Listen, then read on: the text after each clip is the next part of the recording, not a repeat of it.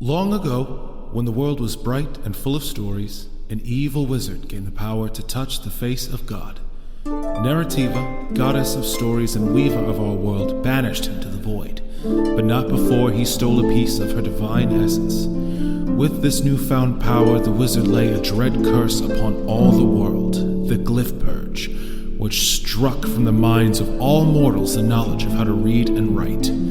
Now, all that stand between the Isle of Meotia and an age of endless ignorance are the bards, who tell stories of distant lands, exotic creatures, and brave heroes. This is one such tale. Hello and welcome to Challenge Rating 0, the latest and greatest Dungeons & Dragons podcast to hit the internet airwaves. I am Sam, your Dungeon Master, and I am joined as always by my longtime friends and adventuring companions. Hello, I'm Brian, and I play Hector the Gatekeeper. Hi, I'm Beth, and I play Rilla Longshadow. Hey there, I'm Alex, and I play Ruger Firehide. And last but not least, we have the man who calls himself Michael, but who we call Parker. Michael Parker playing the druid Zurabak. Say hi, Parker. Hi, Parker. Fantastic. We are joined once again for a tale of epic fantasy. Fantasy. I can't. I wanted to do the same thing. Fanta, won't you Fanta my fantasy? Don't you wanna Fanta? Yes, we are joined once again for a tale of grape fantasy, and We have a new sponsor. oh Jesus Christ! If we could get that Fanta money, I'm not gonna lie. Peach Fanta is a sweet ambrosia that I haven't tried peach yet. I've tried a lot of them.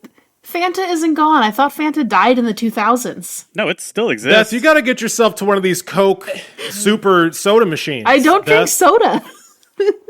Well, if we get Fanta, you're gonna have to as a sponsor. If you ever go to one of these fucking Coca-Cola freestyle machines where they have every flavor of everything, they got all the Fantas, and Peach Fanta. Boy, that's a trip. Someone just cracked Perfect open timing. a delicious peach Fanta. Oh, that was me. I muted my recording, though, for me opening the soda. Sometimes I'll mute Skype, too, when I do something like that. I chose not to, but now I realize the marketing potential of letting that, and it's too late. It's too late. So it's like, Wasted damn it, now I have to opportunity. splice in a can opening sound. It'll sound more refreshing. That's not going to happen at all. What are we paying Matt for? Like, I mean, What are we paying? That's we're not paying Matt. I correct? know, I but was going to say, are we paying that? I know that's Audius Prime It's the is joke. fucking pro bono for us, which maybe he may not want us to talk about on microphones. So that'll be a fun thing. Matt, if you want to cut that, please let me know. Anyway, before we alienate anyone else that helps us make this show, when last we left our heroes. I wanted to say a few choice words about Danielle and anybody who ever contributes music to the show. That'd be Danielle, Taylor Williams, and Justin Ra, local musicians of incredible talent and skill. Go ahead, Brian. Yeah, definitely. Sure, like skill, I guess. Little overrated, I'd say. Yeah. We don't want to give too much credit to the people whose incredible talent has provided a soundscape that's given character and really the only shred of class to this entire endeavor, right? That'd be a little too much. And now a word from our sponsors.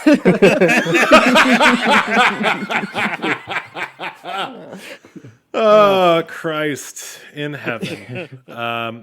Actually, I have a few choice words. Okay, let him do the thing. I thought you were gonna say I have a few choice words for Christ in heaven. Yeah. Okay, now definitely let him do the thing. So, when last we left our heroes, Hector, Rilla, Zurabak, and the lawman Ruger Firehide found themselves embroiled in a fiery conflict in the bowels of the dungeons underneath Skullsplitter Palace on the volcanic island of Garu. doing battle with the Knights of the Pyre, including their leader, the dread Conflagration, who turned herself into a living flame. Our characters fought, our heroes fought for their lives as fires raged and lava surged around them.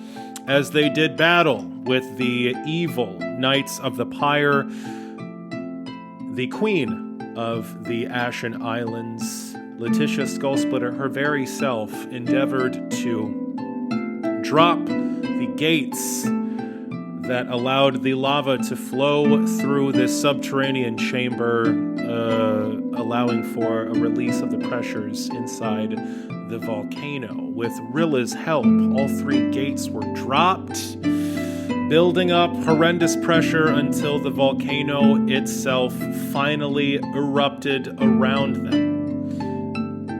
Our heroes beat back the forces of the Knights of the Pyre, assisted by Pretty Polly, the pirate captain, and his first mate, the ogress, Mrs. Fisher, who slipped into the castle to help extricate them as Ruger, Rilla, and Hector scrambled through the various vents, pipes, and inner workings of the Skullsplitter Palace to escape the rumbling, roiling, splitting earth around them. Zurabak went his own way, chasing down the fleeing Conflagration, who had changed from a human into a towering fire elemental and finally into a cloud of smoke to escape the wrath of our heroes.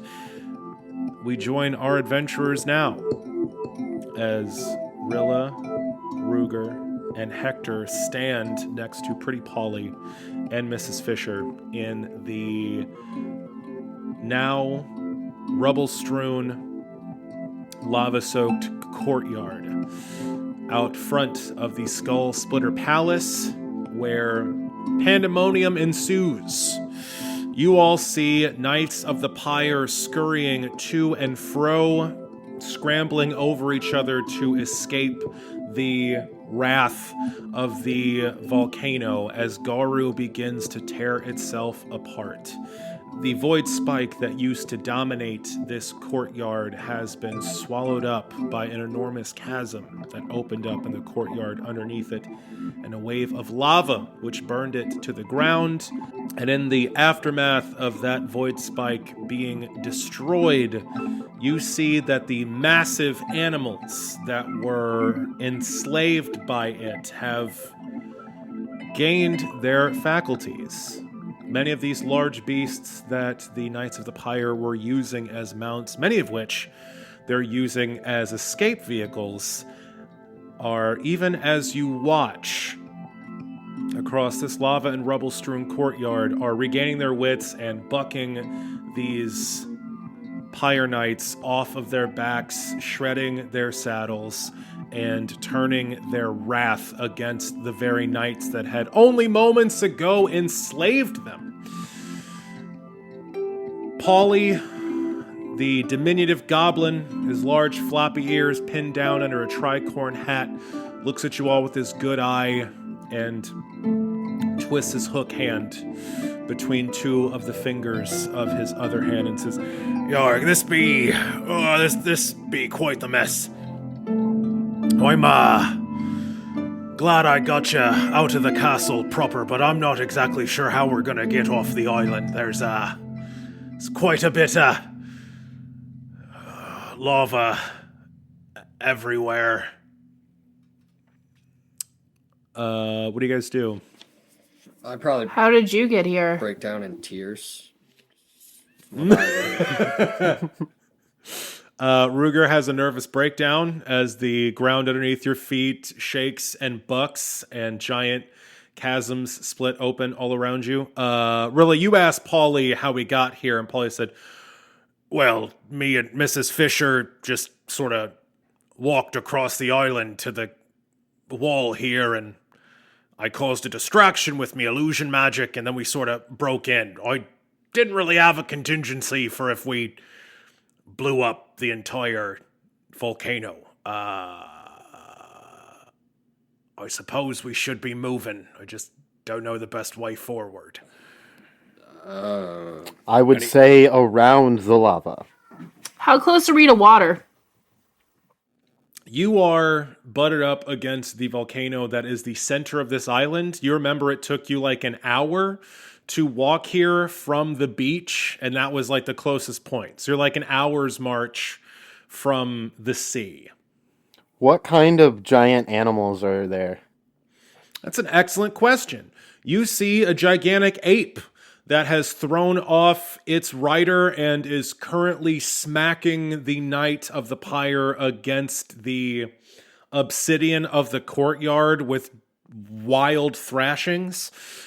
There's a triceratops that is rubbing its side against the retaining wall that is holding in this courtyard, smashing the knights of the pyre between the obsidian wall and its pebbly skin.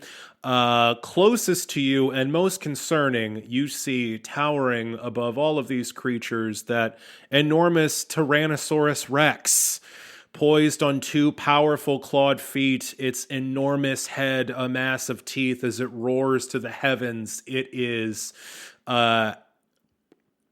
flailing at the air with its small forelegs, and even as you watch, it sweeps two knights of the pyre across the courtyard with its powerful tail as it searches for more prey. Now, we were being sneaky before, though, right? Wasn't it just like a mile or two to get to the other side of the island? Like, well, how far away is it really? Sorry. It took you a half mile to... there's a half mile between where you are and the trees, the jungle that makes up this island. Okay. It took you an hour total to get from the beach to here. So it'd take, considering how much rubble and how much crazy shit's going on, it'd take you about an hour to get back. Okay. Okay. So as a ranger, I could sure attempt some wild empathy here and try and sway the disposition of one of these here animals.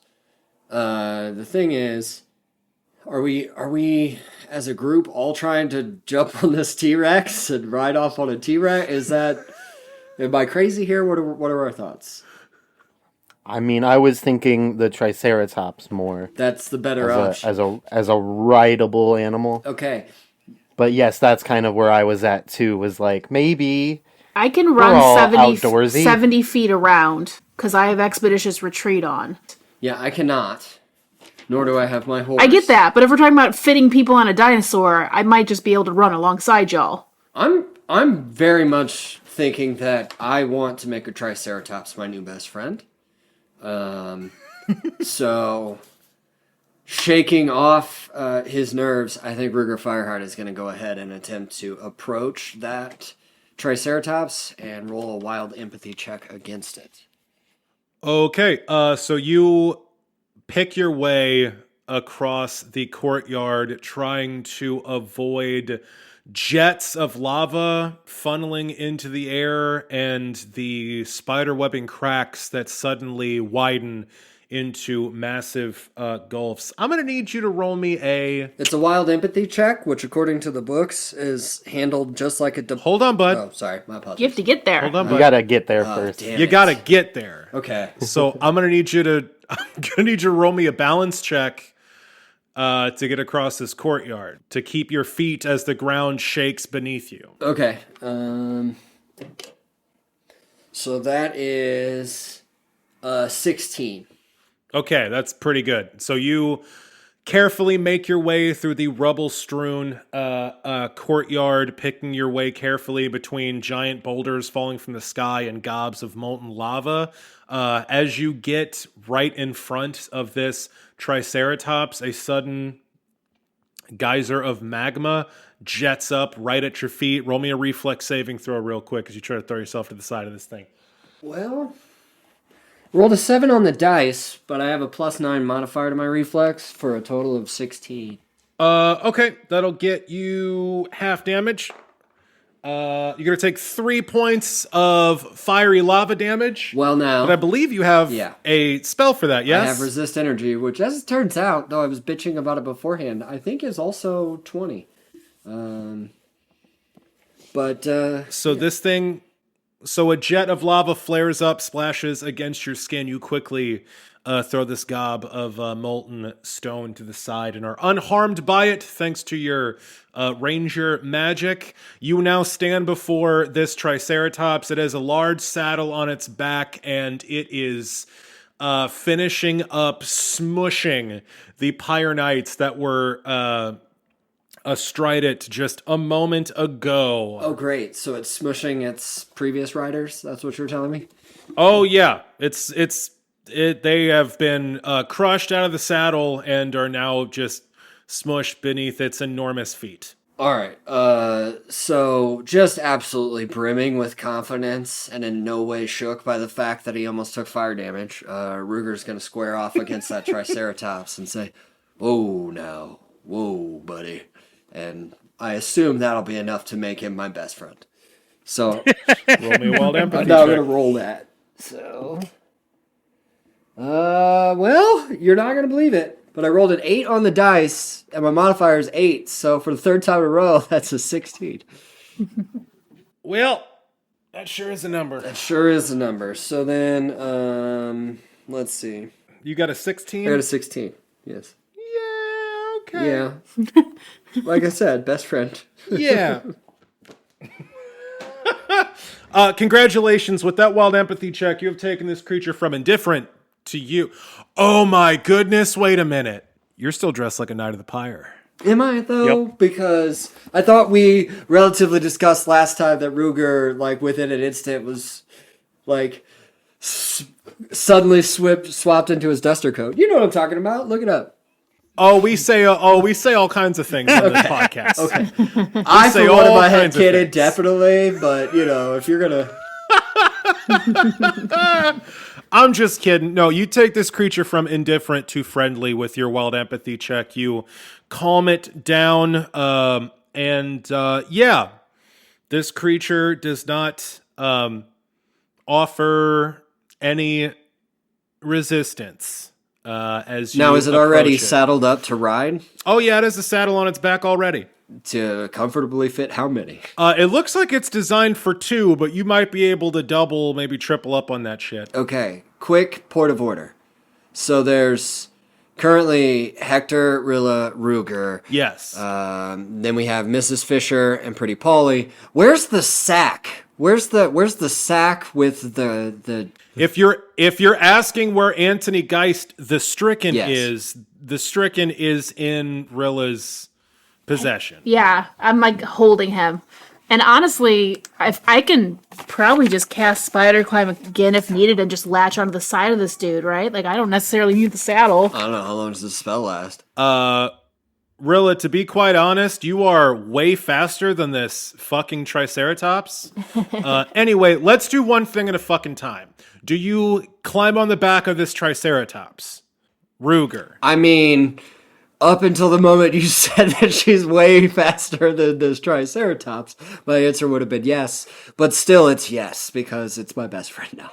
Great. You climb on the back of this Triceratops. I'm going to need you to roll me a ride check. This thing is not any creature you're even close to knowing how to fuck with. Well, I do have... Just hit him with the spurs I have some bonuses at ride, so we'll see. and a hiya.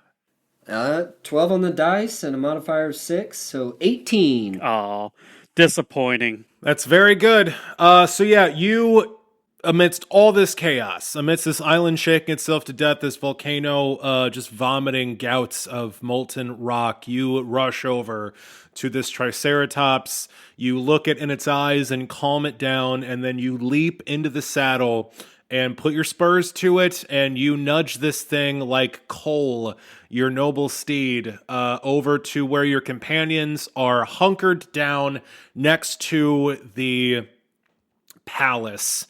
What do you guys do? Ruger Firehide has returned with a Triceratops with a saddle on it. What do you guys do? I hop on. All right. Hector hops on. Paulie looks at the Triceratops and looks at Mrs. Fisher and says, y'all take this one. I've got my own ride. And Mrs. Fisher puts her hand down and just throws Pretty Polly up on her shoulder. And she says, "Me run fast!"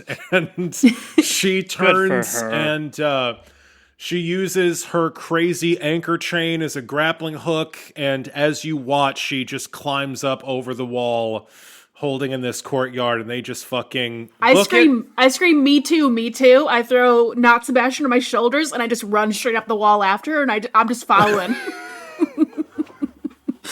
Okay. Great. So Rilla, quick as lightning, takes off after them. Spider climb lasts 10 minutes a level, so I've got 70 minutes of that.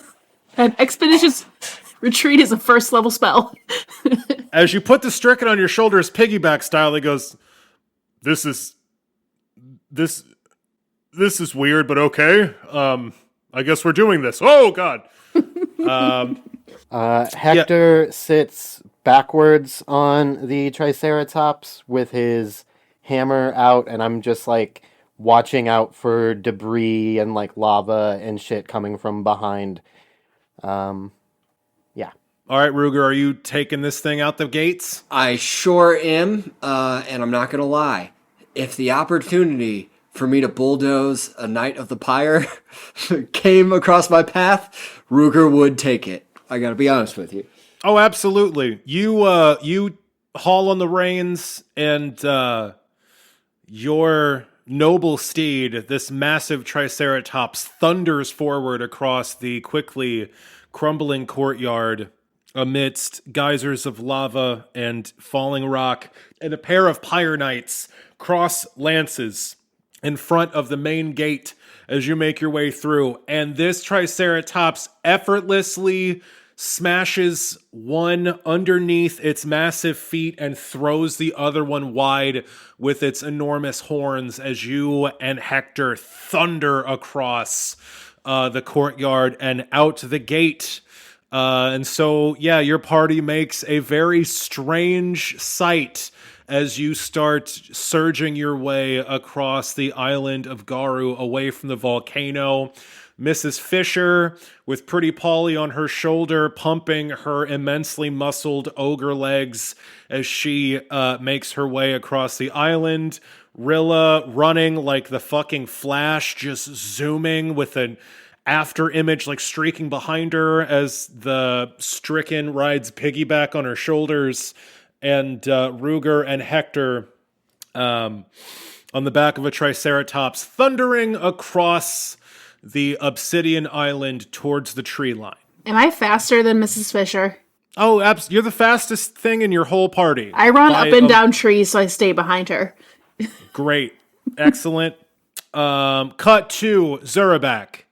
Zurabak, you are still in the dungeons underneath Skullsplitter Palace. You are chasing down Conflagration, the leader of this group of Pyre Knights.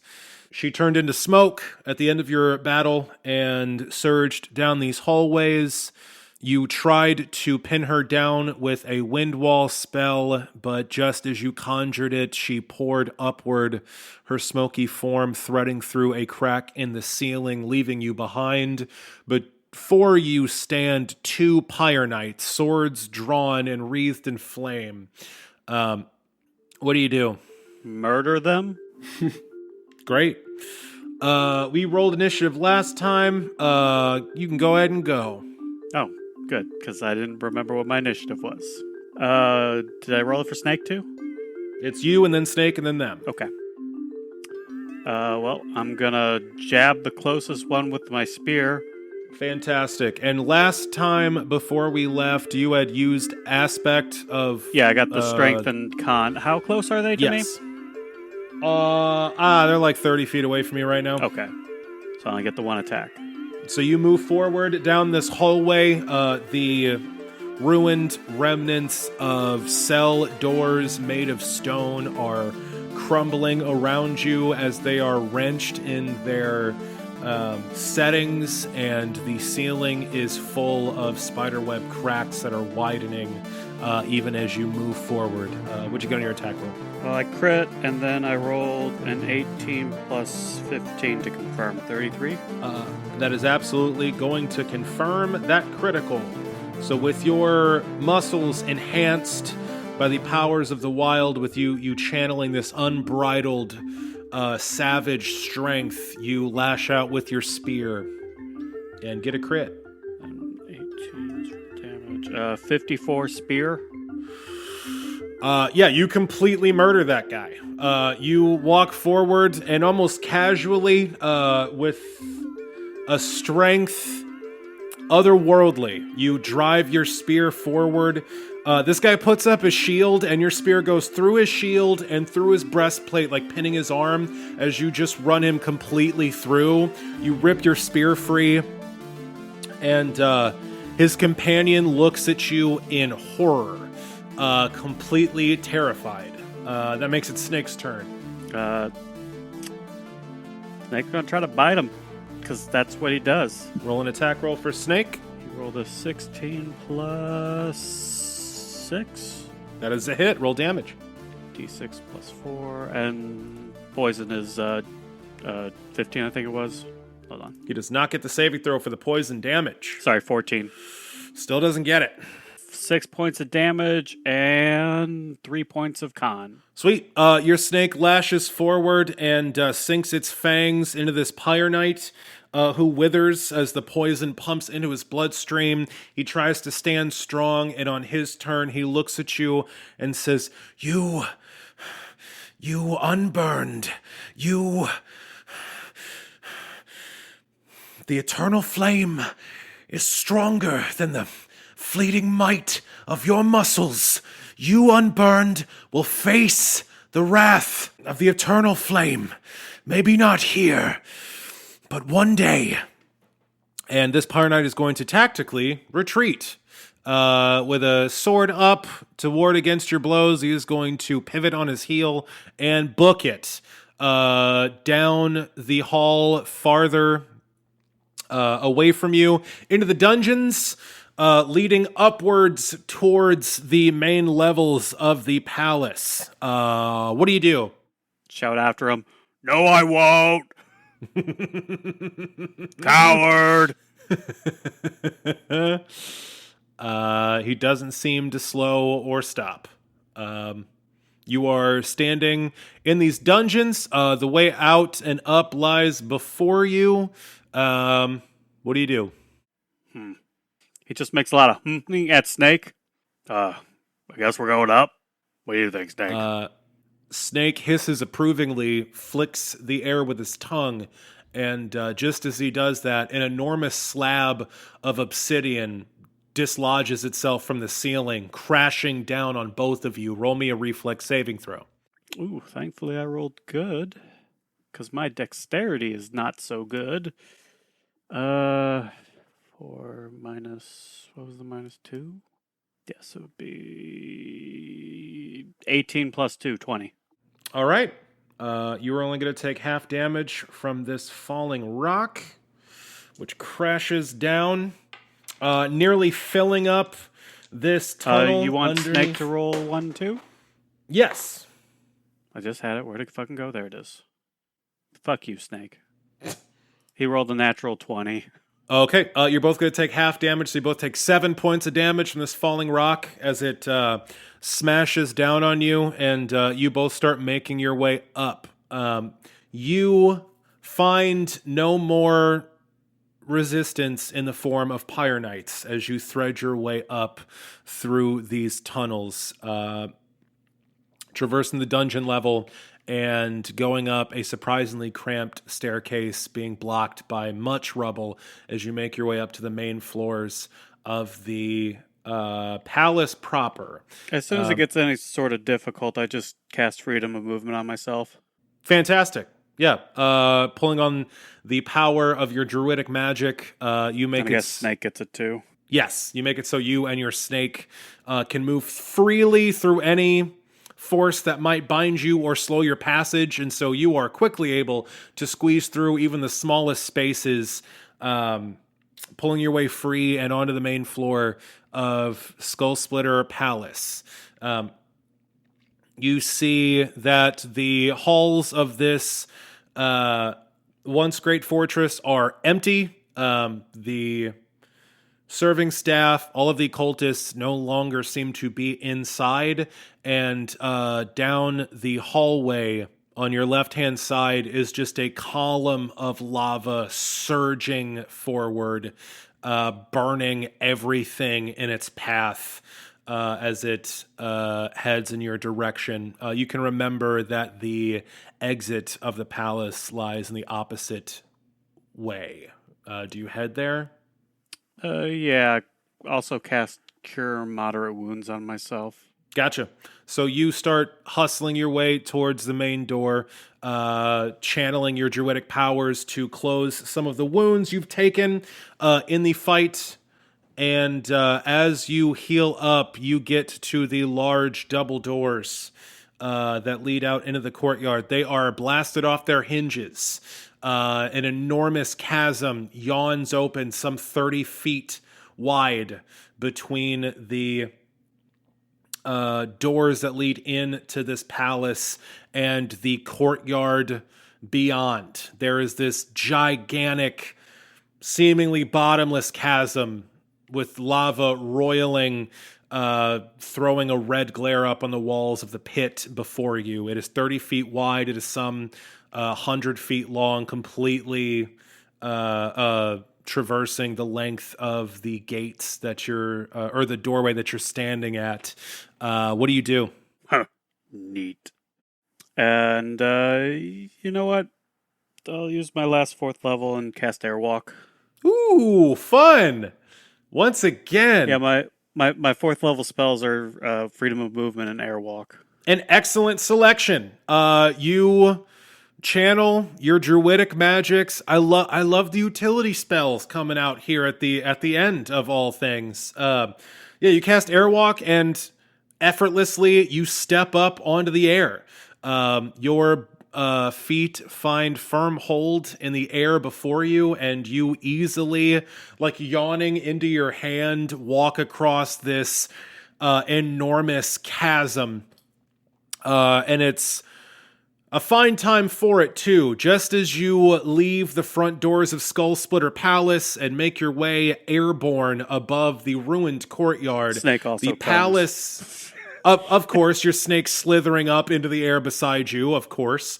The palace itself rumbles and starts to fall. You spare a glance behind you, and an enormous jag of stone breaks off from the volcano directly above the palace and falls like a spear and smashes this fortress to rubble, and it pitches to the side drunkenly and falls into this enormous pit that you just traversed the entire Skull Splitter Palace, being lost to the ravages and rage of the volcano. A huge fountain of magma surges up from this bottomless pit. Zerback nods. This was a good day. I got everything I wanted to do done. Snake again hisses in agreement, and it's just then that you see a very familiar shape coming towards you out of what is now a pitch black and ash-strewn sky. A giant winged shape. As it comes closer, you realize that it is enormous.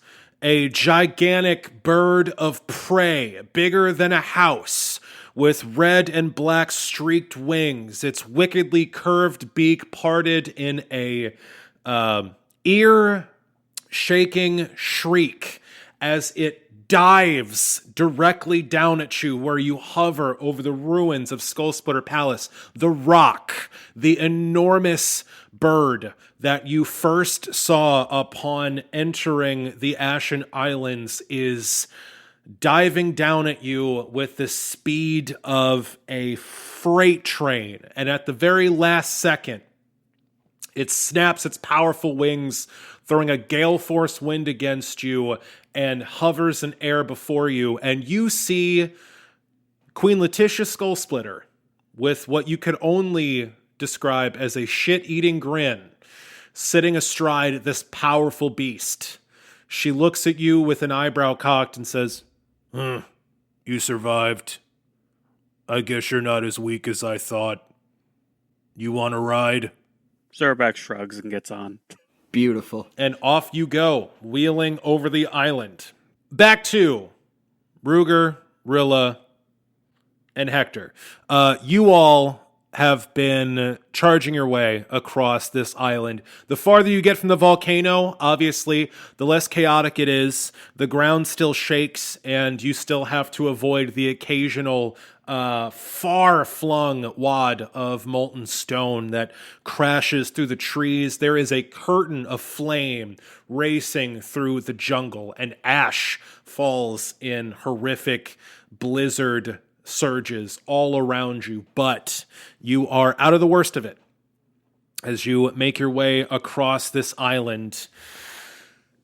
Polly says, I knew the queen was far gone, but I never thought she'd blow up the entire volcano. I knew it. She's rotten to the core. We may have to get rid of her after all. What do you all think? Did she seem too far gone? I mean, she's definitely an asshole. I hang out with Zurabak on a daily basis. I don't know if I understand what too far is anymore. we keep the stricken in a bag. I think our sense of character judgment. Polly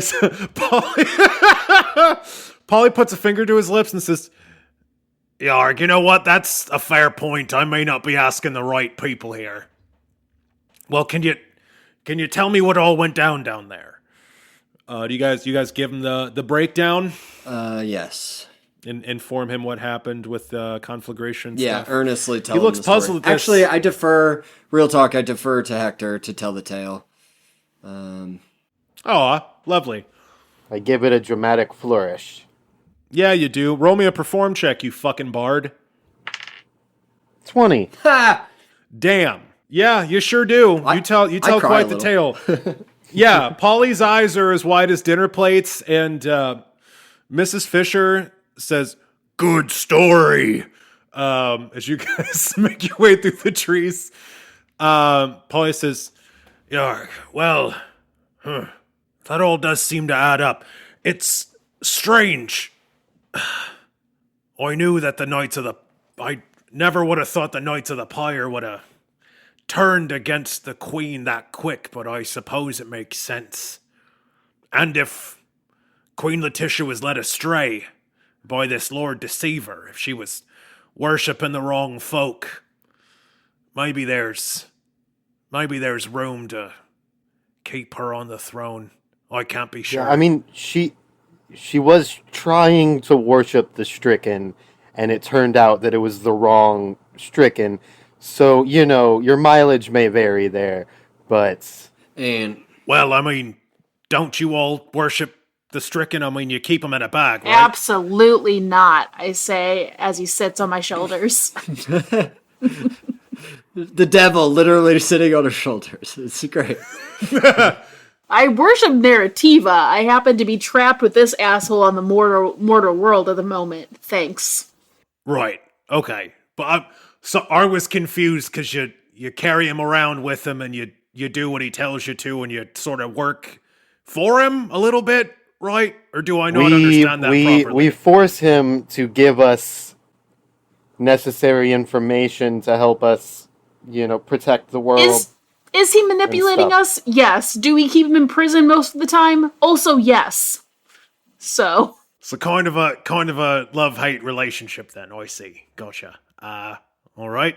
This whole time, the stricken is dead silent. I also was dead silent and just maintaining eye contact with him the whole time.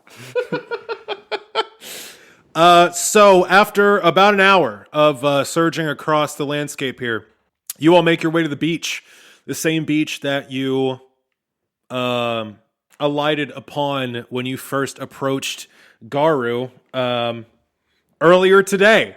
Honestly, it hasn't even been. It's a couple hours ago. And to your surprise, you see a terrifying but strangely comforting sight. A dire shark idling just off the coast where Zurabak told it to stay. When you guys first got here, Bitey, I believe, was Zurabak's nickname sounds for about it. right. Sounds Yeah. that definitely sounds like Yeah, it. Bitey is still out there. The engine's still running, just waiting for you guys to come back. Am I still riding a Which Triceratops? is convenient. Yeah, for sure. This is just great. Yeah, it's pretty dope. Fucking Hey, did you name it? Well, to follow our naming convention, how about Horny? How about That's what I was thinking personally. so yeah, you get to the beach and Rain and Horny. And we all know that Ruger struggles at times to rein in the horny. It's true. Indeed. It's hard for everyone, every once in a while. So as you guys get to the beach and as you see Bitey out there chilling, waiting for your return, you all see a malevolent shadow streak over you. You all look up and see the outline of an enormous bird of prey circling over your heads. It snaps into a deep dive, curving around until it comes into view. You see that horrifying rock, that bird the size of a building, swing low in the air, strafe you. Its feathers almost touching the tops of your heads before it skids to a stop on this beach with Queen Letitia Skullsplitter and Zurabak both riding it with Snake bunched up in the back.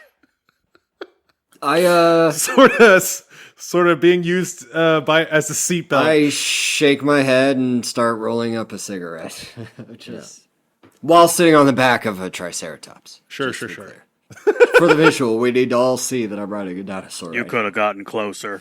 Childhood fantasies fulfilled. So yeah, as you all sit on this beach, Queen Letitia looks at you all and says, you all are fairly strong. I say fuck you. I walk up to her and I punch her in the face as hard as I can. That's what I do. Because I'm still mad. She lied to me. And I said I was going to do it, so I want to do it. Yeah, you haul off and punch her right in the face. Your blow connects. She doesn't flinch or move away from you at all. She just stands there, and your knuckles smash against her high half-orc cheekbones. Her head turns slightly to the side, and a line of blood starts to run down the corner of her mouth by her tusk. She turns her head and spits blood into the ash-covered sand and looks at you and says, "You're stronger." Completely ignoring that happen, she looks at you all and says, "The Knights of the Pyre were weak cowards. Yep. They were liars Yep. that tried to steal my mountain. I'm just nodding my head in the background on the back of a dinosaur. They have been shown what happens to those that try to depose Queen Letitia Skullsplitter. This island, the mountain, everything on it is mine. You all helped to dispel the weak cowards. You all brought me the true God of the end. You showed me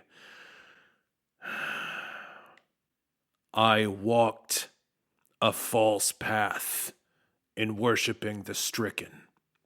You shall be rewarded for this. But one thing must be settled first. Polly, Fisher, come here." You see pretty Polly scamper down off of Mrs. Fisher's shoulders. He takes his tricorn hat off of his head, like holds it to his chest and sort of like bows, his big floppy ears waving around as he scurries forward. He takes a knee instantly in front of Queen Letitia, still standing regally, like are still seated, like on the back of this giant bird. And Mrs. Fisher does the same. A mountain next to this small goblin takes a knee, and Queen Letitia says, "You all seem to have made a mistake.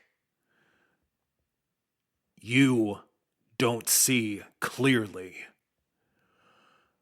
My older brother, Algernon, the heir to the throne, is dead." Polly looks up and says, "Forgive me for saying so." And Queen Letitia snaps her fingers. Polly goes quiet. She says, "Algernon is dead." She turns and looks at Zurabak. "Right?" I mean, he sounded pretty weak. That's a crap name. "There is no one with claim to these islands but me. Right?" I mean, I think those dinosaurs want some of it.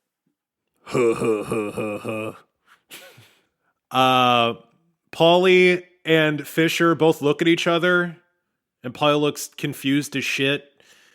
But then he looks at Zurabak, then he looks at Queen Letitia, and you can all see now, more than ever, both of them covered in sweat and bits of rubble, both of them battle-scarred. They look fucking exactly the same. They could not look more similar. But Paulie shrugs his shoulders and says, "Right, Prince Algernon is dead, and there's no one else with a claim to the throne. It's just as you say, Your Majesty. Right, I beg your forgiveness." And Queen Letitia says, "As it should be." She turns to look at Zurabak again and says, "You are not Algernon, but you showed strength. I will reward that strength. You are now Duke Zurabak, the Unburned, Game Warden of Garu. As it should be. Kneel, Duke Zurabak."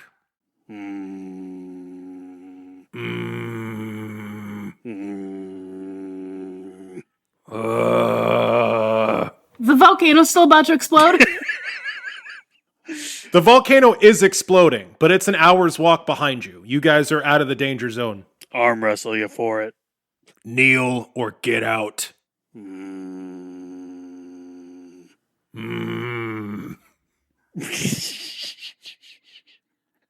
I feel like that goes on for a solid minute. Sure.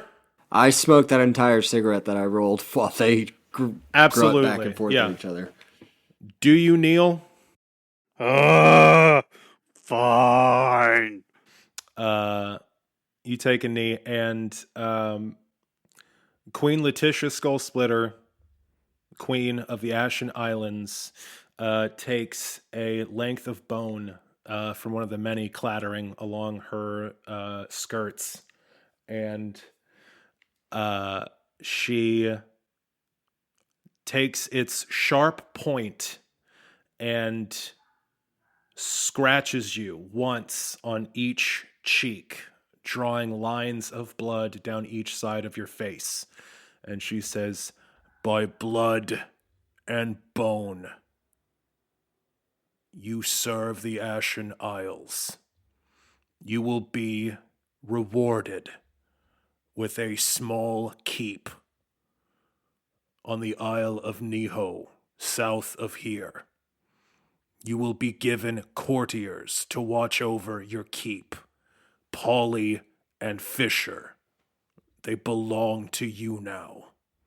Use them however you will."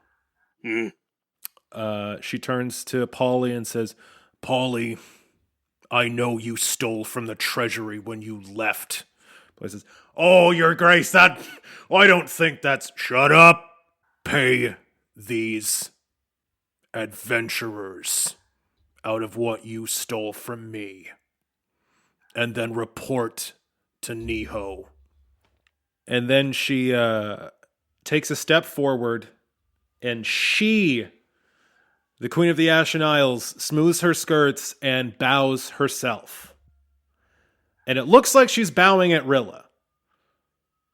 And it takes you a second to realize that she's bowing to the stricken, who looks stricken himself at this turn of events. He quickly clambers down off of Rilla's shoulders and stands on the beach in front of Queen Letitia, who lowers her head and says, "Great Lord of the Dark, Master of the End, Father of Shadow, forgive me for walking the wrong path. I and those that follow me will worship truly. We will do the work of the stricken. We will walk in your shadow." And Anthony is dead silent for a second, his eyes wide. He looks around at all of you standing on the beach, and he says, "Oh, well, I'm sure that's not quite..." And then he sucks in the sharp gasp of breath, and his eyes go black, and he throws his head back, his body contorted, and you see his back arch, and he lifts a solid foot off of this beach. His hair seems to waver in a sharp breeze that comes from nowhere, and then he lands back onto his feet, suddenly, blinking. And you see that instead of the bright blue eyes that he's always had since you've known him, since you first met him as Sebastian Weaver, his pupils are now pitch black. He blinks and says, "Oh, I had forgotten how good that feels. Your faith will be rewarded, Queen Letitia. Have no fear about that. What do you say we take our leave of this place? I'm sure Queen Letitia has much work to do. There's payment to be collected, a college to get back to. What do you say, protagonists? I think we've gotten all we can here." I lean in and say, and now a word from our sponsors. Yeah!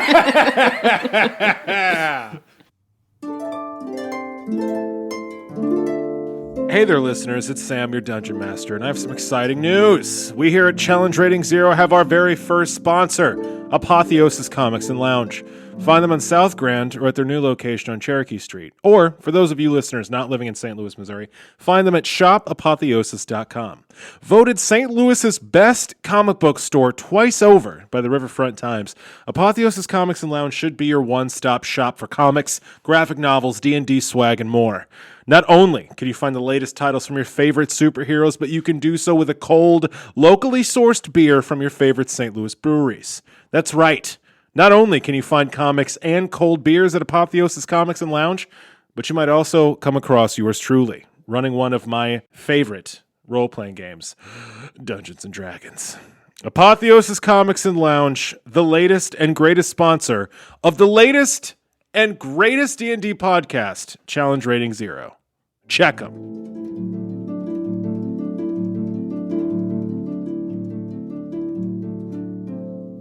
We are back from ads, and we join our heroes standing on the beach of the Isle of Garu with Polly Fisher, Queen Letitia, and the Stricken, Anthony Geist.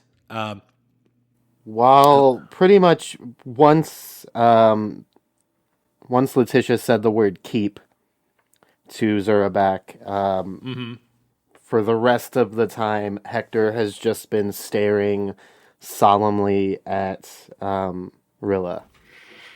Yeah, Rilla's looking at her feet a lot, I think. Rilla's avoiding eye And contact. why is that?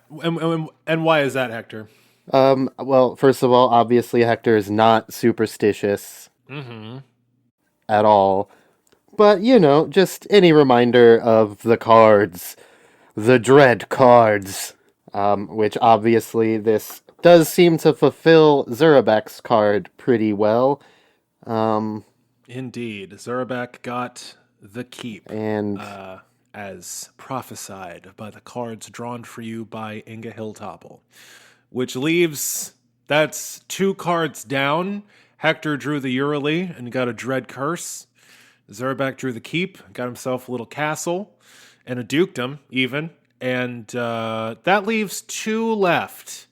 And what were those? Nope, I didn't draw a card. Rilla drew the death card, so... And Ruger, what card you draw again? I did not, in fact, draw the card of Ruin the first night that I met her at the campfire when I was all like, I don't think I want to do that. And then I did it anyways. I did it, and I hate it. So, as Hector forlornly stares at Rilla, his mind spinning with what dread portents might come later. What do you all do? You are standing on the beach. The way to get back to the college is to use the portal stones that brought you here. They are a short shark ride away to the Shattered Shoals, where the rest of Queen Letitia's people are living currently. What would you all like to do? There's also a castle if you want to go look at that. That's an interesting notion. I feel like this is where I'm going to have to bid adieu to my good friend Horny. I'm very, very upset. But are we leaving this island on the back of a shark? Because if so, then I'm going to say goodbye to my Triceratops. I want to ride on that bird. Are we all going to the same place, at least short term? Because I wanna hop on the With bird. the lady you just punched in the face? Queen Letitia Rilla's never flown. looks at you and says, "You're strong enough to ride the bird." So yeah, you can do. You got a bird and a shark. However you want to split that shit up. That's I'm not going to lie. up to you. I'd ride a bird. The bird's big I enough know. for. I honestly thought earlier you were going to make the bird try and eat my Triceratops while Hector and I were riding on it. I was genuinely concerned. I want to ride a bird because that means then I rode a giant shark and a Triceratops and also a giant bird over the course of this here mini arc and didn't get burned by fires. So, There you go. Accomplishments. I just think the visual is going to be pretty cool to see a castle exploding. I mean, there's definitely a lot of people we left to die back there, but let's not think about that. Oh, yeah. Well, they're all knights of the pyre. And so servants, fuck it. right? No. They're- Well. no? Yeah, you described servants that we just left in the castle. I super did, and luckily that's not any of your problem. So I, for one, am very concerned about all the animals that lost their lives in this fake volcanic eruption. I am playing a good aligned character, so the fact that we just narratively jumped through running through the castle and I couldn't grab anybody, it's like, oh shit, okay, well, I mean, all right. To be fair, it was them or you, man. right, the world around us was caving in into fire, so I feel good about my choices. I say from the back of my dinosaur. So I feel pretty good about this one. No, but that's good. Use it. I don't know. So who's getting on the bird? Ruger. Rilla's getting on the bird. Ruger's getting on the bird. Zurbak's already I'll get on the bird. Hector's on the bird. Great. Paulie and Fisher are I'm gonna. going to take the shark. Okay. He's been sitting there a while. Paulie, Fisher, and Zurabak are gonna take the shark. Rilla, Ruger, and Hector are gonna take the bird. So you guys wing and swim your way across the gulf between the Shattered Shoals, where this portal stone is, and the island you were just on, Garu. And as your rock, this massive bird, climbs steadily into the air and wings over the sea, and as Bitey, the shark, surges through the ash-covered surf, you see the dull orange glow of a fiery doom roaring behind you as you leave Queen Letitia Skullsplitter to resolutely stalk back through the jungle towards the volcano that she calls her home. After a very short amount of time, the island that you first arrived on comes into view, along with the string of horribly cracked, shattered, and ruined ships that makes up the Shattered Shoal. Strings along the horizon, and you guys are able to make landfall in short order. The ride on the back of this enormous bird is terrifying but exhilarating. You receive quite the warm welcome from the refugees of the Shattered Shoals, who wave you in as you guys come on over. Oh, I forgot about them. I'm just gonna go wait by the portal. Polly says, "Yeah, that's fine. That's no problem. Just real quick, just one thing as you're walking over there. Lads and lasses and everyone in between, feast your papers upon Zurabak the Unburned, Duke of Neho." And there's a lovely... Ooh. I stared at every single one of them menacingly. They cheer so hard, so impressed by your hardcoreness. Ooh. Ruger, while hovering near to Zurabak, grunts. just loud enough for him to hear, but just grunts.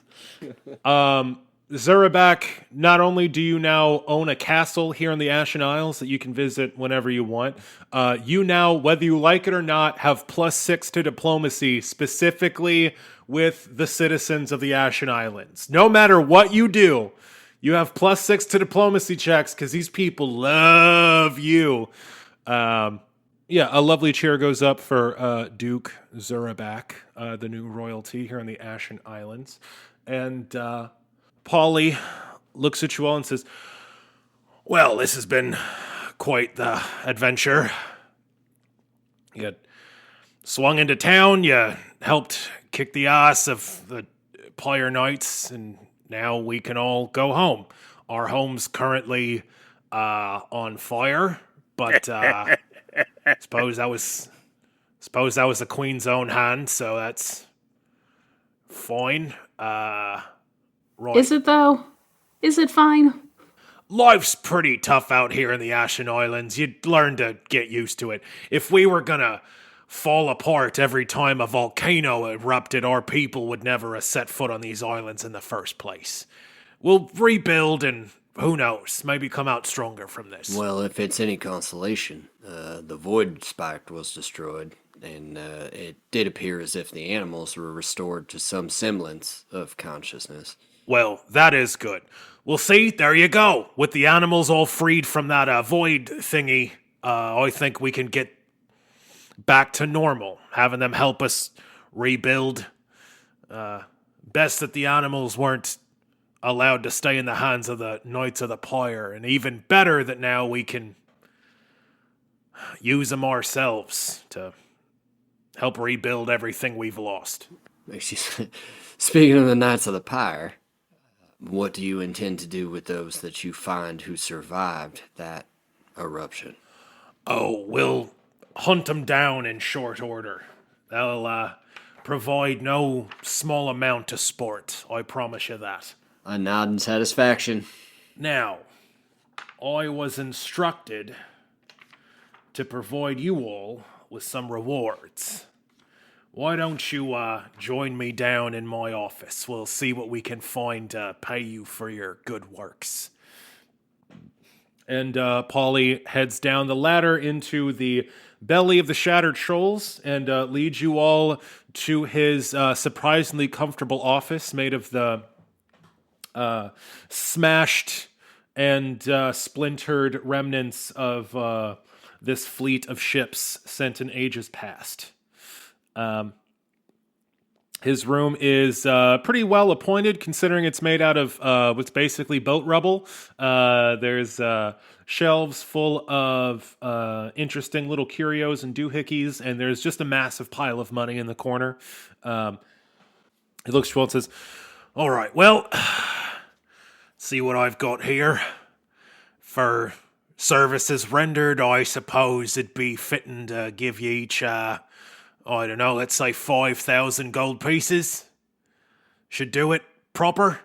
About 5,000 each. Does that sound about right? Helping your people was its own reward. We accept. I happily accept on behalf of all. I speak for all of us when I say we accept that amount. And that is the end of that. Hector really wants to be the leader, huh? I guess 5,000 gold's alright. I'm cool with that. There are no leaders. I did get to punch your queen in the face. That was kind of my payment. I, for one, am overjoyed by arguably perhaps the most wealth I've ever had on my person. But I don't express that in any way. I just quietly, graciously accept this vast fortune. Yeah, Ruger's really fucking coming up in the world. Zurabak, am I still responsible for your gold because you don't actually accept gold? Zerback went to the portal. That's okay. That's cool. I have Zurabak's gold pouch with his money that I will add the 5,000 to his money for him. All right, now, the money's fine, but I think we could see fit to dig out a couple more interesting bits and bobs here and there. Let's see what we've got here. I've got this necklace of fireballs. Sounds like fun. I completely disagree with everything you just said. You get a necklace of fireballs type 7. Chuck it out the window. Right into the ocean. Like the jewels from Let's Titanic. see. You get a chime of interruption. This small chime as well. Let's see. You get. Polly's just like pawing through this giant pile of treasure he's got, just sort of sifting through, picking up odds and ends. You also have those Pyronite swords, right? Can I get one of those as well? The ones that we were using when we were pretending to be Pyronites? Your party owns 3 flaming longswords. Do with those what you will. Cool. There's also a Pearl of Power, 3rd level spells. And let's see. Lesser Strand of Prayer Beads. So, Polly goes digging through his nice little treasure pile stolen from the treasury of Castle Skull Splitter, and good fucking thing he did, because Skull Splitter Palace is gone. He says, you all more than earned this. I cannot thank you enough. I know our queen told me to bestow these treasures upon you, but the interlopers have been removed from our lands. The queen's got her head on straight again, and, well, we certainly appreciate you coming in and helping to take care of all this. It's very much appreciated. We'll do our best to rebuild now that the animals are back in their right minds, and this Lord Deceiver has made a terrible enemy in Queen Letitia Skullsplitter and all who follow her. Believe you me, if you ever find yourself needing help striking at that, well, bastard, bitch, whatever, that fiend, you call on Pretty Polly. We'll bring the might of the Pirate Isles down on their heads. And he holds out a hand to each of you in turn to shake. I give it a firm shake, and I give him a solid slap on the back as I shake it. Hector's handshake is, like, obliviously over-aggressive, you know? Shake too hard, but it's not your fault. Right, like he doesn't realize quite that he's doing that.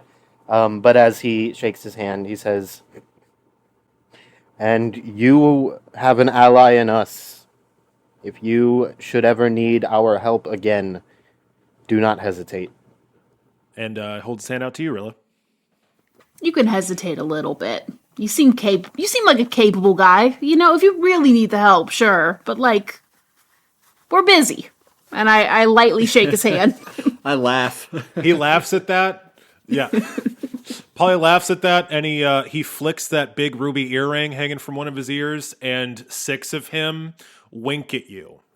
6 copies of him pop in to existence. They all wink at you, and then he flicks it, and they all disappear. Okay, at that, I laugh and turn it to him and wink back. Fuck yeah.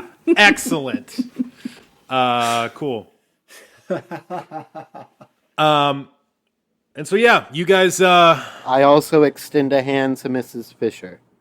Oh, Mrs. Fisher, after you all get done shaking hands with Polly, sweeps all of you into an enormous and a little painful bear hug, smushing you all in her giant muscled arms and says, "Friends!" Thank you. I get it. Yep. Love you too. Hector gets just a little bit competitive in how hard he tries to hug back.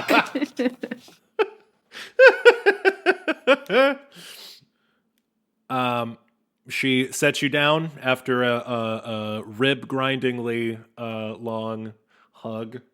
And, yeah. You guys leave Polly's office. As you are walking through the Shattered Shoals, making your way to the Standing Stones that'll bring you back to the college, you hear the Stricken, whose pupils are still jet black, start to hum.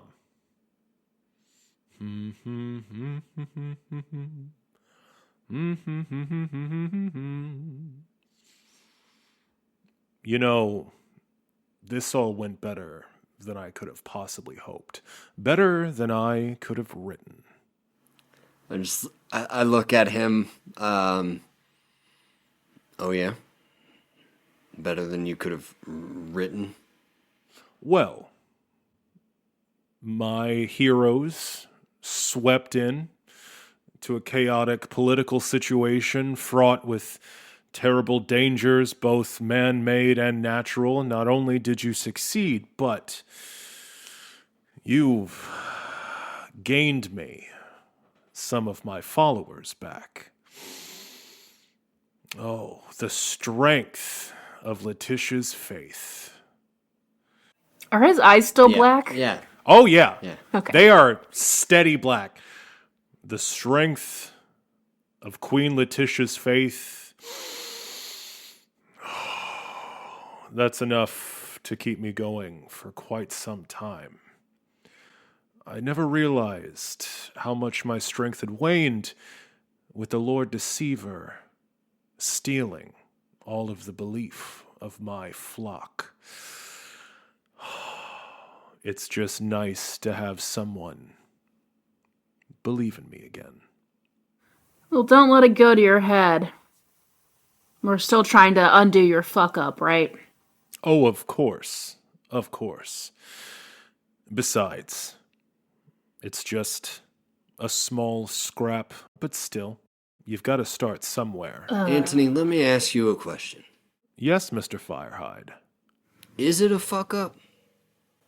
Is the glyph purge unintentional? The glyph purge was a childish lashing out against a goddess whose hand I sought and who rightfully banished me for what I did to gain it. The glyph purge was a choice I made in haste and in anger. Was it a mistake? At the time, it was simply an angry boy's greatest wish, and now his greatest regret. I kind of feel like the regret is that it didn't work, though. Like, you gonna try again when you get more powerful? I kind of feel like you're gonna try and court Narrativa again. Rilla, I can't imagine what you mean when you say it didn't work. Look at the ruin wrought by that curse. Look at how far things have fallen. Look at the world around us. You've seen the Badlands. You've seen the scars left on this land from the wars fought when the written word left us. You've forgotten so much. Stories, histories. The alchemists of the Dwarven Kingdom would still be lost forever if not for the small chance that you had to bring them back. The cure for rock joint, lost forever if not for your intervention. It worked. You're misunderstanding me. I understand that the punishment that has happened to this world certainly worked. I'm saying that your attempt to court a god, a goddess, was what failed. And I'm not entirely convinced you aren't going to try to do that again. That's all. What I wish, whatever longing lies in my heart. Rilla gags there. or fake wretches, I'm not sure. Like, ooh. It was made very clear to me long ago when the world was bright and full of stories that they aren't reciprocated. The lesson I've learned in all this time, Rilla, it doesn't fucking matter what I want. Not in the least. Not in this regard. Well, now, you say that, but, you once ripped a hole in this world with the power that you're able to wield. And here you are today, getting a taste of that power again. You can sit here and say that you've grown, that you've come to regret your past choices. But at the end of the day, Anthony, if you get any of that power back, you do have the ability to do unthinkable things. So we have a right to mistrust you.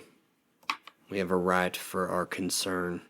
Despite all the power that lies within me as a former archmage, a former god, the shadow of a deific presence, maybe the greatest trick I could ever do would be making the lot of you trust me again. That is something to work towards. Sense motive.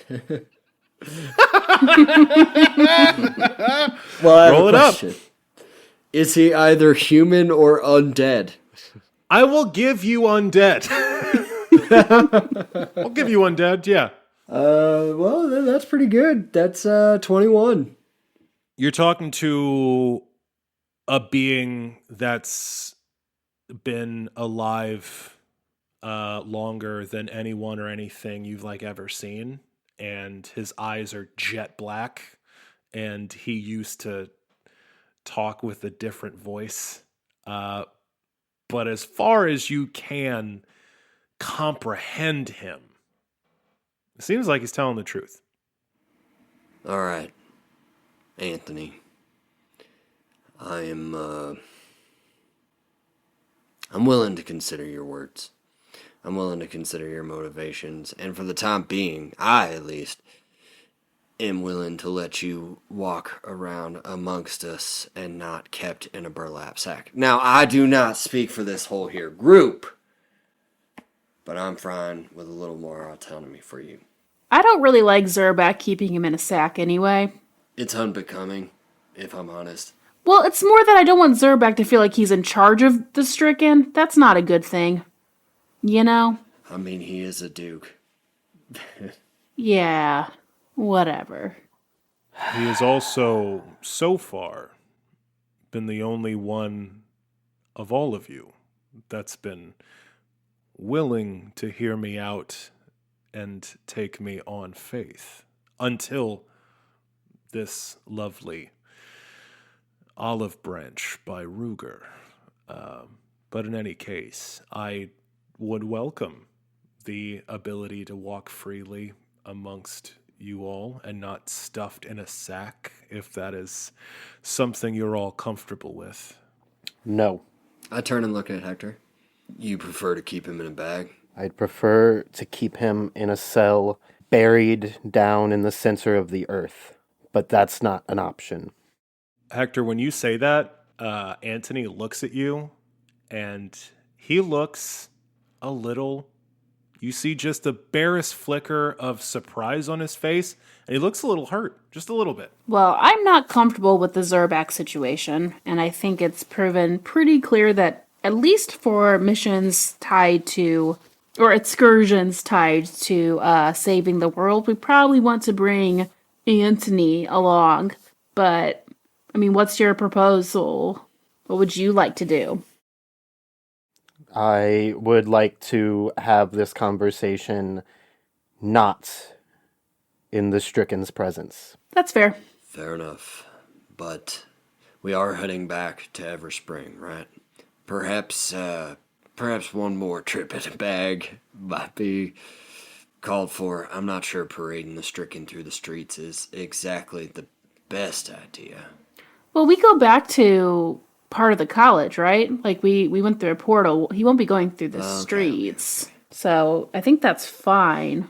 It's just more like when we get back, it sounds like Hector wants to put him back in prison immediately. Which is, truthfully, ultimately not exactly our choice one way or the other. My only point is when escorting him back to the college, maybe we don't do so in a burlap sack. I'm fine with manacles. I'm fine with that, but if nothing else, perhaps it's a reflection on us that we haul a man in a bag around us. Perhaps that's a little bit of Zerback influencing us as a group, and perhaps we might be a little better than that. Yeah. What do you think? I've not particularly liked him being stuffed in a sack, and we weren't really told about it either. He just kind of got pulled out of it. Was a surprise. I mean, What do you say, Hector? Shall we put him in shackles and walk him back like decent folk and take him back? And sure enough, if we want to throw him in the cell, that's probably the right call. And truthfully, probably a call for the lore masters to make. Yeah, that's acceptable. Anthony lifts up his wrists and presents them to be manacled. I put my manacles on him this time because that's fun. And I do so with, respect. I don't like crunch his wrists or anything like that. They're on him. He's not getting out, but I don't cause him any unnecessary discomfort either. He accepts them without any hesitation, and after you get them all locked up, he looks all three of you in the eye, Hector last. And as he makes eye contact with Hector, he says, Hector looks away as soon as he makes eye contact. He sighs. Hector, I don't deserve your forgiveness, your understanding, or your trust. But that won't stop me from doing absolutely everything in my power to try to earn them before the end. But I'll say no more. My fate is in the hands of you and your companions. I have to trust that protagonists will make the right decisions. Shall we? And he turns and starts walking towards the standing stones. I follow our prisoner. You all I step in front of him and go before him. Cool. You all make your way through the rest of the Shattered Shoals. You pass by some of these refugees, a few of the stragglers that aren't up top applauding the new Duke. And some of them look at Antony as you walk by, this gnome in manacles with these black pupils. Some of them whisper to each other behind their hands as you all wander by, and you see one small kobold gaze in his direction and then raise a hand to his heart and bow, and you think you see just a slight breeze tussle the hair on Antony's head. And that is where we will end. Ah!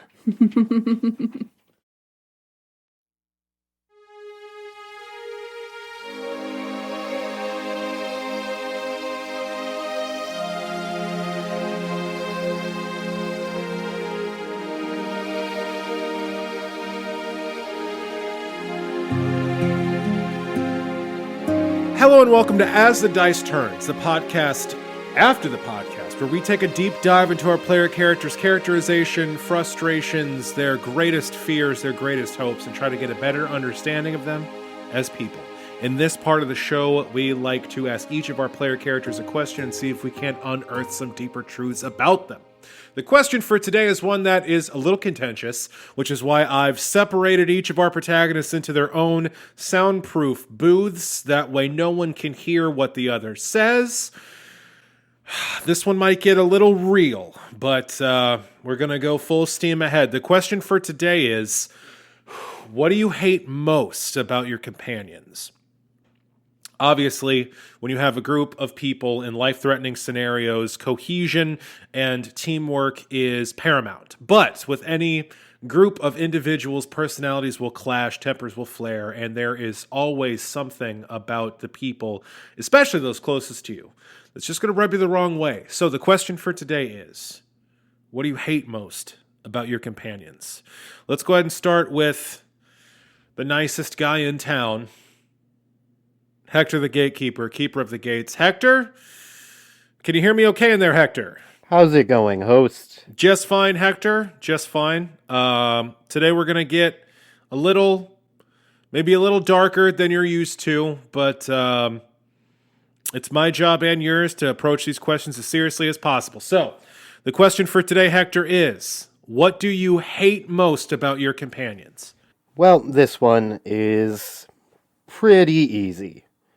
Let's see. Rilla. I wish that she would believe in herself more. I don't like the way she talks about herself. It's not okay. Right. I hope that she, finds some peace in herself someday. Ruger. Obviously, the trauma that he has been through has affected him greatly. So I guess I'd say that the thing I hate most about him is his fear of fire.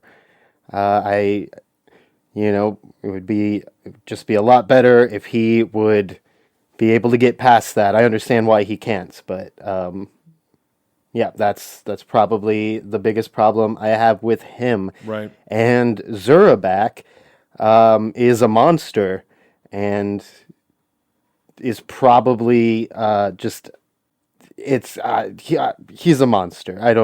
I'm not sure how else to. He's one of the most evil people I know, and I know the Stricken. So Yep. Oh, Hector, you don't have to convince me at all about the status of Zurabak. I might be one of the foremost expert. Oh my God, I might be one of the foremost experts on Zurabak. Oh God. Oh God. Oh God. Okay. Well, Hector, those are all incredible answers. Very thoughtful. Absolutely adorable, as I thought they would be. Thank you very much for your candor. I'm just going to steal this box back up so you can't hear anyone else's answers. And all right, till next time. Hey, Sharon! Are we the experts on Zurabak? We are. Oh, God. Okay. I hope he doesn't try to kill me to keep his secrets. Anyway, that's a question for a different time. Rilla Longshadow. Rilla, always a pleasure to have you in the studio. Sorry about the weird box I got you put in, but very important. Everyone gets some privacy on this one. How you doing today? Honestly, I'm loving this. I don't get a lot of breaks and quiet. Little isolation tank for you. It's doing good. The dead room there, no ambient noise. It's treating you okay. Honestly, I think I'm going to stay in here for a while, even more everyone else leaves. If you're fine with it, Oh, I absolutely. could do with a breather. Everyone needs some quiet time. You're preaching to the choir here. Well, since you are in a comfortable state, I'm sure you'll jump at the chance to answer this question. The question for today is, what do you hate most about your companions? Well, the obvious one is Zurbak is straight up a monster. Yes. And the only reason he works as part of our group is that we've set him on a path and he begrudgingly does it. But I expect him to turn at any moment. So I guess the general sense would be he's evil. And that's the thing I hate most about him, is that he's obviously evil. Yes. Right? Yeah. Like, yeah, I'm shocked he's still with us. I keep expecting him to just sink into a swamp and start eating children. Right. So there's that. Sure. The other two are harder, though. I think that I admire Hector a lot, Yeah. but Hector feels really young sometimes. And I know that that's a shitty thing to say when you're an elf and you're just automatically older than everyone else. Sure. But Hector's earnestness sometimes grates on my nerves. Well, that is the- interesting, not only because you are an elf and thus older than everyone, but also because relative to elves, you are a teenager still, in your early teens, if I understand correctly, right? I've been through a lot of shit, though. Sure, and it's sure. hard for me to see the world as unequivocally good and worth saving all the time. I still want to save it, but you know what? It's hard to, like, take people as worth it Sure. and to begin with. And that's Hector's go-to state when he Right. meets a stranger. And that's hard for me to do. So, I don't know if you want to call that how trusting he is or His what, naivete. but yeah, like it's admirable and it's a thing that it would be nice to still have, but it does sometimes rub me the wrong way. Perfectly understandable. And Ruger Firehide.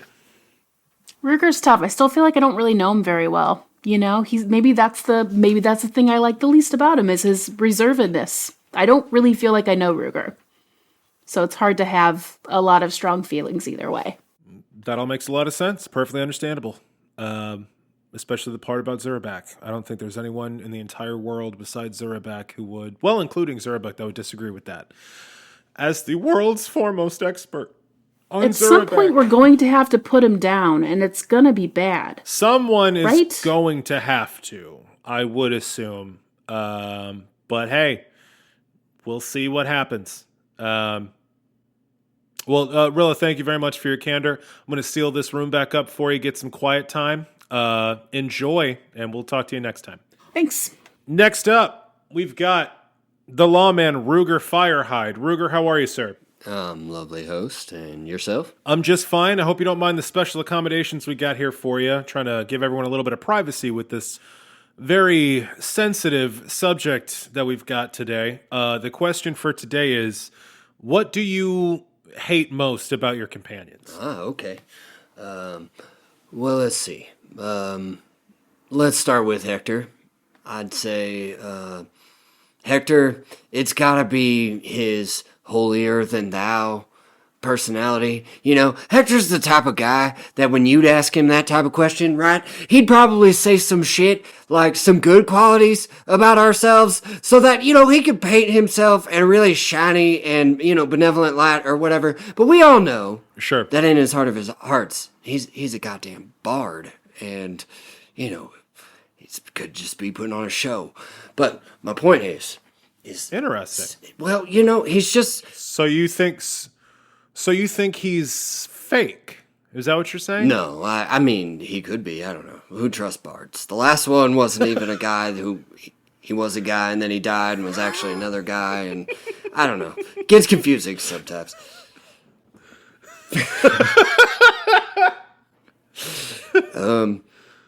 So what is the thing you hate most about Well, Hector? In regards to the holier than thou personality, what I mean is that he will sometimes, you know, put himself there upon the pedestal and stand before us as a beacon of morality and righteous choice. You know, he follows his own path, and Also, he didn't like me very much when I first met him, and that was really rubbed me the wrong way, so... Sure. Okay, so anyways, enough about Hector. Then you got Rilla, right? And it's pretty glaringly obvious what's not to like about Rilla. It's the unrelenting deluge of pranks that plague my daily existence. Just Interesting. from morning to dusk, I am not. Into the wee hours of the night, because she sleeps for like no amount of time. It's borders on harassment, host. That is interesting. Yeah, she is a shapeshifter with spells like Spider Climb and Glitter Dust. I'm sure there's no end of... Jump scares, you don't understand, okay? She's got the elven blood, they're creatives, right? So she's just...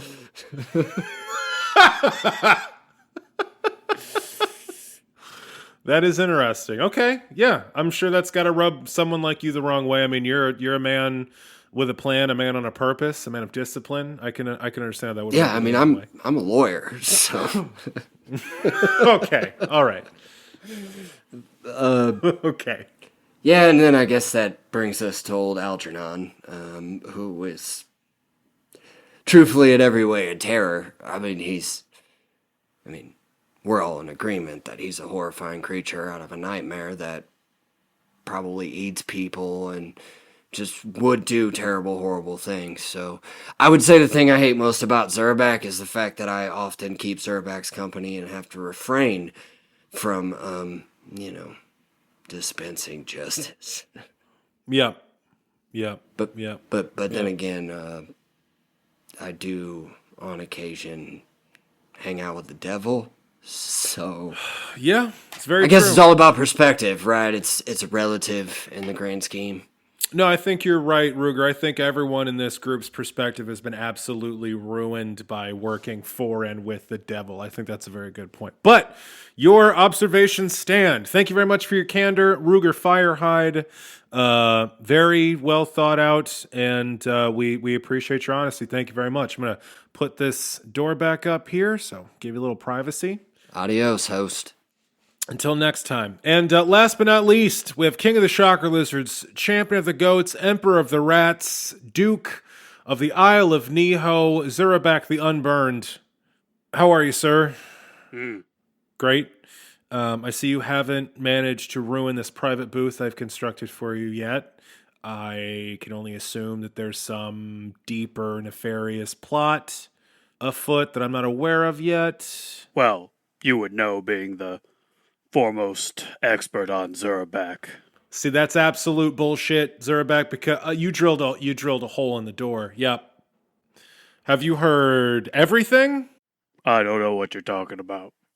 Fantastic.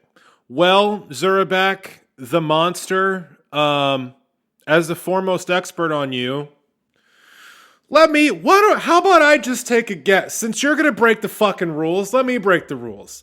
The thing you hate the most about everyone, Are you sure your sponsors are gonna like that? Fuck the sponsors. Oh. Zurabak, the thing you hate most about Ruger Firehide is his fear, because he's a coward, and anyone that lets anything cow them in any way, shape, or form is a fucking idiot. You go full force, let no one ever see your weakness, and the fact that he wears his weakness on his sleeve makes him repugnant in your eyes. You hate Rilla because Rilla can't decide who the fuck she is, and anyone that isn't firm in their own superiority is a weak fool that can't approach anything from a grounded position and won't ever succeed in life. And you hate Hector because he's a weak, bleeding heart that uses his enormous strength to kowtow and bow to those too weak to help themselves, thus ensuring that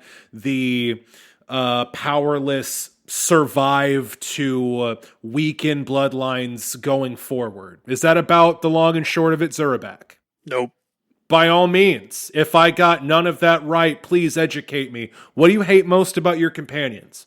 They don't even register hate. They're there. What do you dislike most about your companions? I don't really care about them. You know, Zurabak, you say that, but as the foremost expert on Zurabak, I think your little feelings may have been just a little bit hurt. Oh, Think you're- you remember my Roomba hat? Yeah. It had speakers in it. I may have learned a thing or two Okay. while you were captive to the Roombas about recording and how sound works. And what does that mean? Well, I don't know. Maybe everyone just heard what you said about them. That's going to do it for us here at As the Dice Turns, the podcast after the podcast. Sharon! You have a good day, Keep host. the dice turning. Sharon! My job here is done. Sharon! Abort! Abort! Hey there, dear listener. Sam the DM here, checking in with the credits at the end of the show. Challenge Rating Zero is edited by Matthew Sims, aka Audius Prime. Check out more of his work at audiusprime.com. Music for Challenge Rating Zero is provided by the Harp Wolf, Danielle Taylor Williams. You can find more of her work at danielletaylorharp.bandcamp.com. She has an album out called Why Are We Surprised When Seasons Change? Please check it out. Additional music for the show is provided by Justin Ra. You can find more of his work at justinra.com, including tour dates and the like. He has an album out called Age of the Spirit, which is also a real banger. If you'd like to reach out to us here at Challenge Rating Zero, we're on Facebook and Instagram at Challenge Rating ZERO. You can find us on Twitter at Challenge_ZERO. And if you want to email us, including any potential questions for our As the Dice Turn segment, holding our protagonist's feet to the fire, you can send those emails to challengeratingzero@gmail.com. We'd love to hear from you. If you like what we're doing here at Challenge Rating Zero and you want to give us a little boost, please consider liking, sharing, subscribing on whatever podcast app you use. If you want to give us a review, that really helps with our analytics, helps us show up in people's feeds. And if you want to tell a friend, maybe share a link, we'd certainly appreciate that. Every ear that tunes into our little adventure is just like a warm hug from an ear, which is now I've made it weird. Thank you for listening. Until next time, be safe out there. Bye.